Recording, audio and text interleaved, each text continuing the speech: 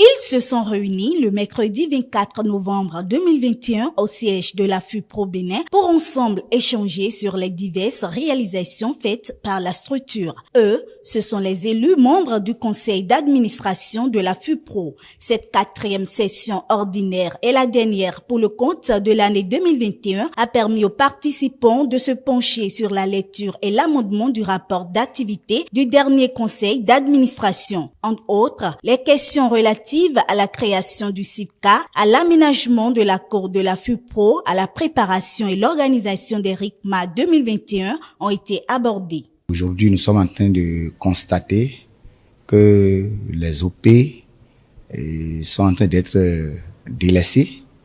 Donc, on a réfléchi de comment revoir un peu la stratégie pour repositionner la FUPRO dans les jours à venir.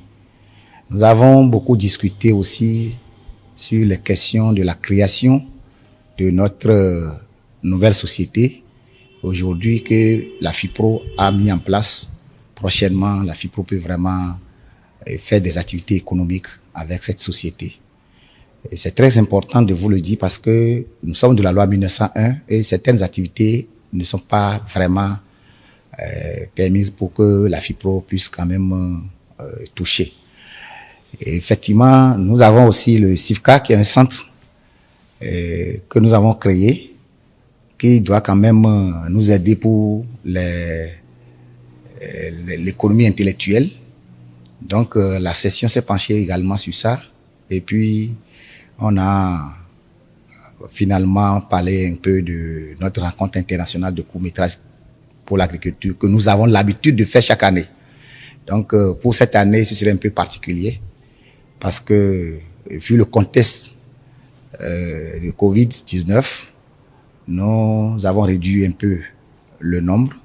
La session a demandé que quand même on réduit le nombre. Mais la foi va commencer du 13 au 16. Mais les RICMA officiellement seront lancés le 15 et finis le 16. Les élus présents à cette session ont à l'unanimité adopté le rapport présenté. Ils se disent satisfaits du travail qui a été abattu. Je vais vous dire que mes impressions sont bonnes. Ce qui a retenu un peu mon attention, c'est l'organisation de RICMA. L'organisation de RICMA de cette année va être un peu différent, particulier de tout ce qu'on a l'habitude d'organiser. Les choses vont de bon train, donc d'ici à là, je pense que ça va commencer le 15. Jusque-là, je peux dire que je suis satisfaite parce que vous voyez la maison, non? On a fait le point des aménagements, le compte rendu de tout ce qui a été fait dans la maison. La FUPRO est en train de respecter le nombre de conseils qu'elle doit tenir dans l'année. Donc nous sommes sur la droite ligne. Maintenant, le rapport qui nous a été présenté, c'est que le secrétaire général a été très fidèle à tout ce qu'on avait dit lors du conseil passé. Donc il y a eu la lecture, amendement et l'adoption de ce rapport. Donc unanimement, nous avons adopté le rapport du conseil passé. En dehors de ça, ce qui a beaucoup attiré mes attentions par rapport au grand pas que la FUPRO pose, c'est l'aménagement de la cour de la FUPRO.